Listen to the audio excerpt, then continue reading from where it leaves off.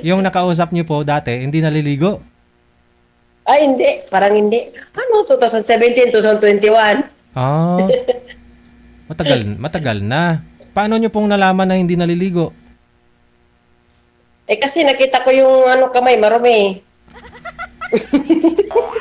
Ah, okay. Ganyan talaga. Masailan. Okay lang. Oh, baka ho, Mabait lang. baka ho yung trabaho niya nasa ano, alam mo yon, yung halos sa nasa bukid, ganun, sa lupa. Saan po kayo ngayon, ma'am? Nasa Saudi, dito sa malapit po, dito sa Damam. Mhm. So, ilang years na po kayo dyan sa Saudi ngayon? 12 years na po ako dito, pero mula nung pandemic, hindi na ako bumalik. Pero 2018, bumalik ako sa Pinas. Hindi na ako bumalik sa Pinas. Mhm. Hanggang Paano po yung mga anak ninyo? 6 years na yata.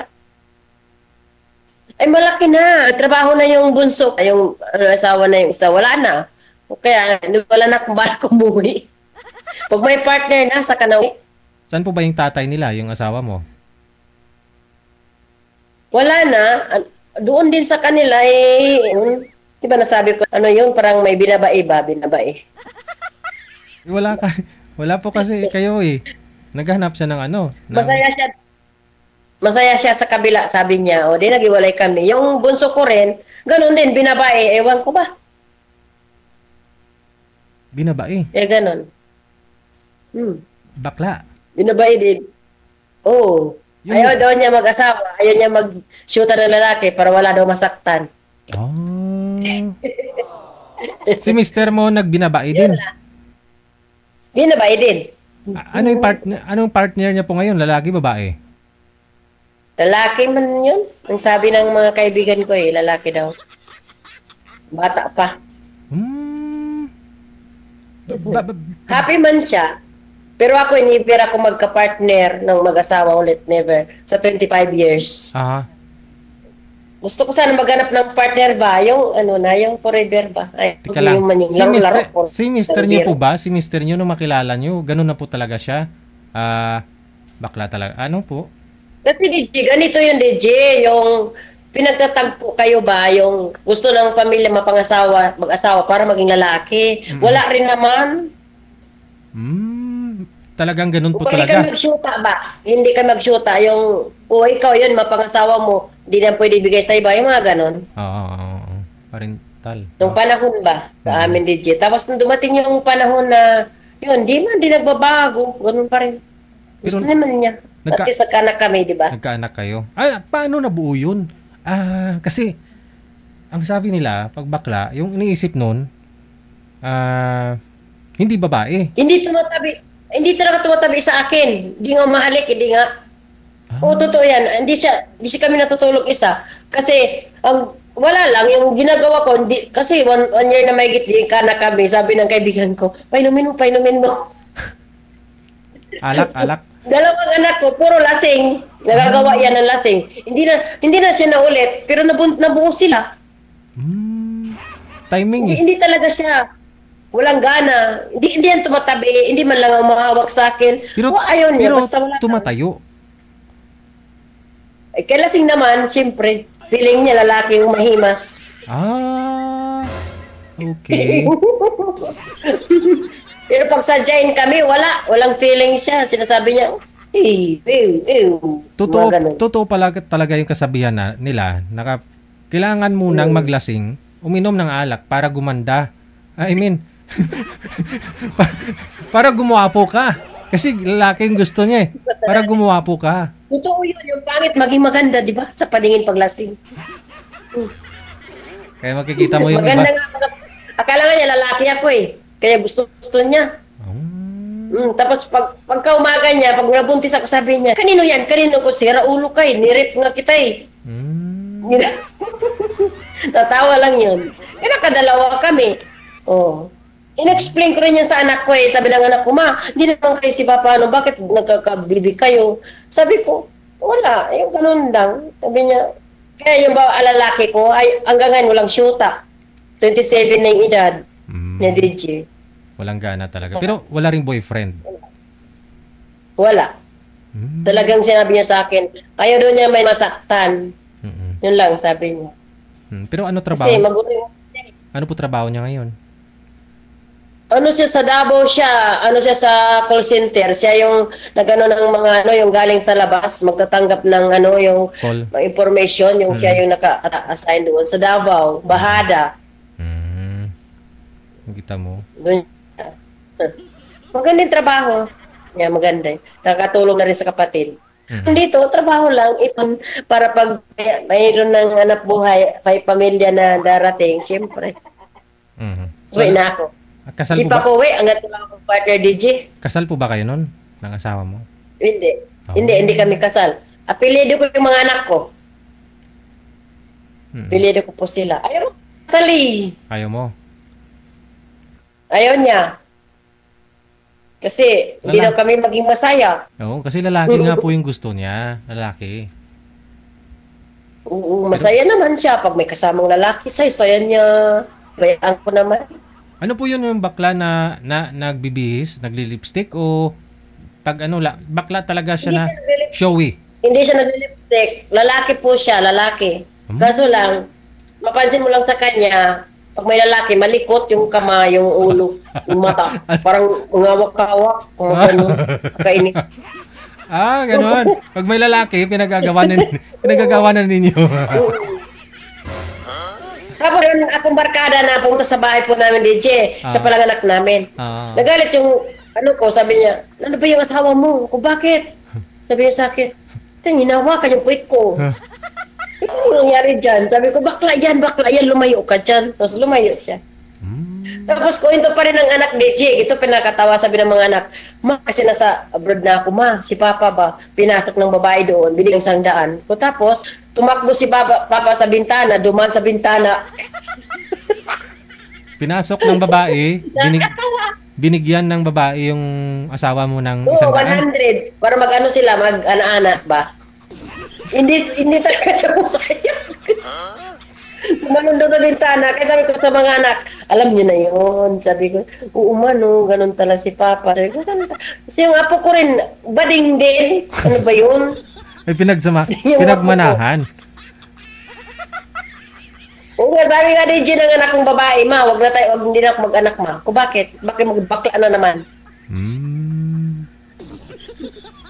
Ganyan talaga. Kasi gusto ko nga yung gusto ko yung unang binigay mo naman sa akin, may asawa.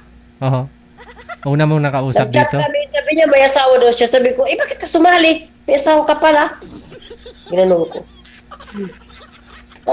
Tapos yung isa naman, parang laging nakatulala. Sabi ko, ayaw ko yung lalaking tulala. Gusto ko makisig.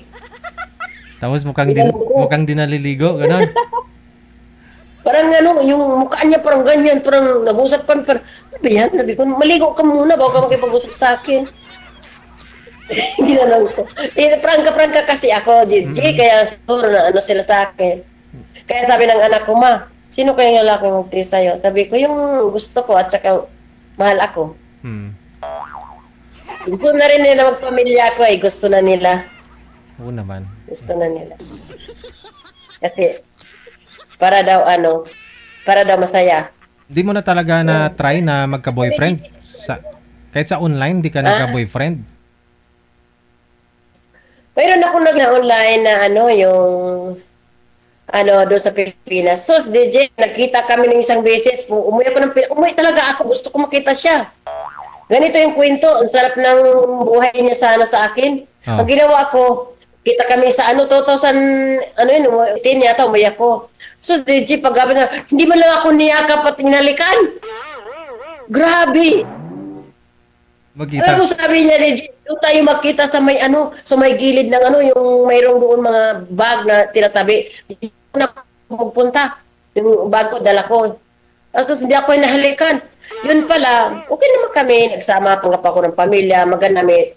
1 week lang kami nagsama sa Pinas. Tapos po ng pagkano doon, DJ, ginawa niya. Pag-uwi ko ng Saudi, nag-post, I need forever. Ay, hindi pala ako forever. Kasi isang linggo lang kayo, bumalik ka na kaagad, ganun. Oo, 1 week lang kasi ako sa Pinas kasi hindi pwede ako magtagal kasi dalawa yung alaga ko dito ng mga matanda na. Bali, sinundo ka sa airport? Sa airport mismo? Sinundo po niya ako. Tapos nakatayo ulit ako, parang nakangangalang. Nakatayo dito, hindi sa likod ko, hindi man lang magsabi. Siyempre, ginaganyan-ganyan ko din, G, para yakapin ako eh. Oo. Wala naman. Hindi ako niyakap. Nahiya daw siya kasi maputi daw ako. Siya maitim. Ano bang kulay natin? Hindi naman tayo, kahit na maitim ka pa yan, para kang uling. At least, sabi ko, okay lang man tayo, dalawa. So, nagsama kayo, okay naman na yung pagsasama ninyo sa isang linggo, solved naman? Bawi? Wala rin akong gana, DJ. Umalis ako, lumayas ako, pumunta ako sa nanay niya. Bakit? Mabaho yung hininga. Kinaya. Kaya pala yung ako yakapin, halikan. Ano lang kami nagsama, mga 4 days, sabi ng nanay niya, ba't dito ka? Kiula ka doon, sabi ko, dito lang ako alis. Oh. Hanggang umalis ako, DJ. Oh. Hanggang umalis ako, doon ako sa nanay niya, umalis. Tapos, wala na, ayaw ko na. Walang nangyari sa inyo? Mayroon naman, kaso lang, tiniis ko muna. Kasi nagsuko kami.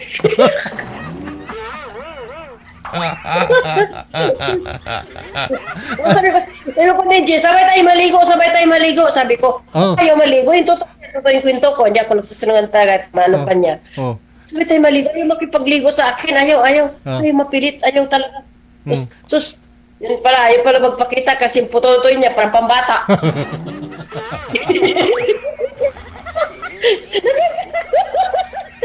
Oo, totoo yan, DJ. Totoo yan. Mas malaki pa yung sa asawa? Mas malaki pa yung sa asawa mo?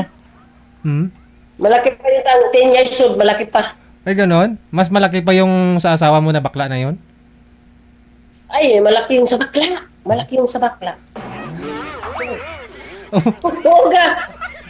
Oo, DJ. Yung sa bakla, malaki.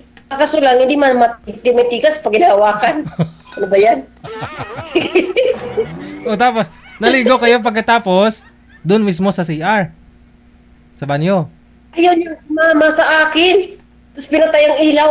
Sinindi ko naman, ayaw ko nang walang ilaw. Gusto ko mayroong ilaw. Sabi ko. Lights on. Ka talaga. Ayaw niya.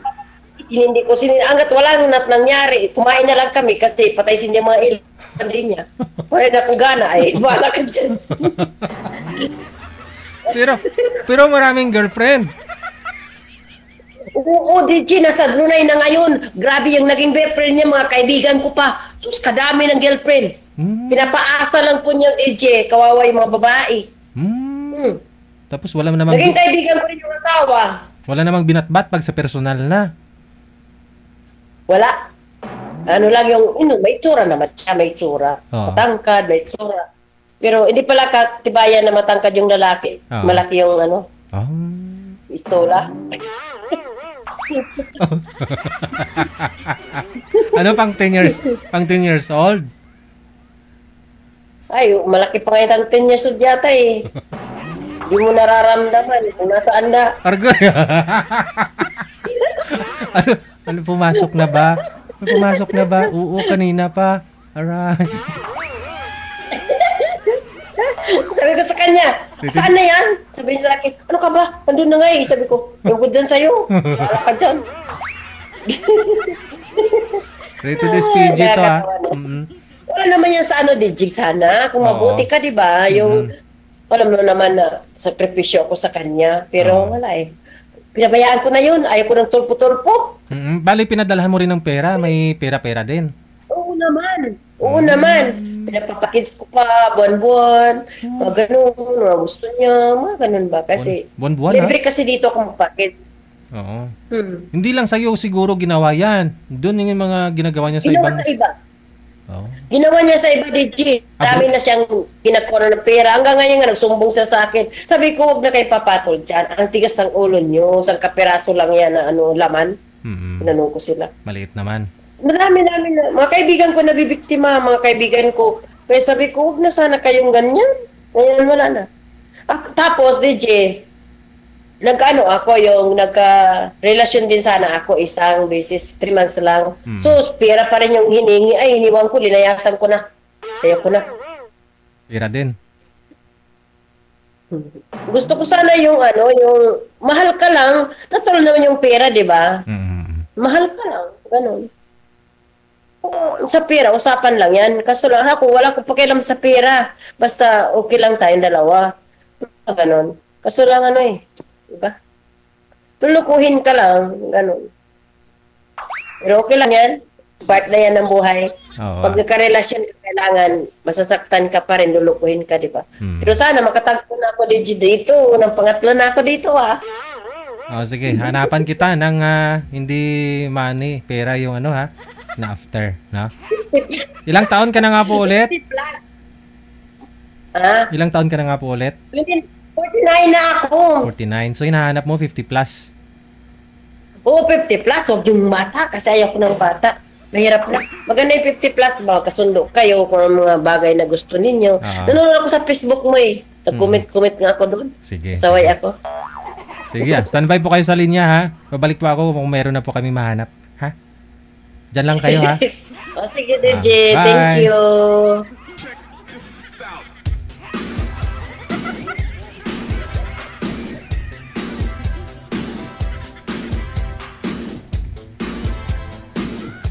Pangalan po nun si Lelocel. Nasa Saudi po ngayon. Baka ho gusto ninyo makausap, nasa line 1 po siya. Nasa Imo, no?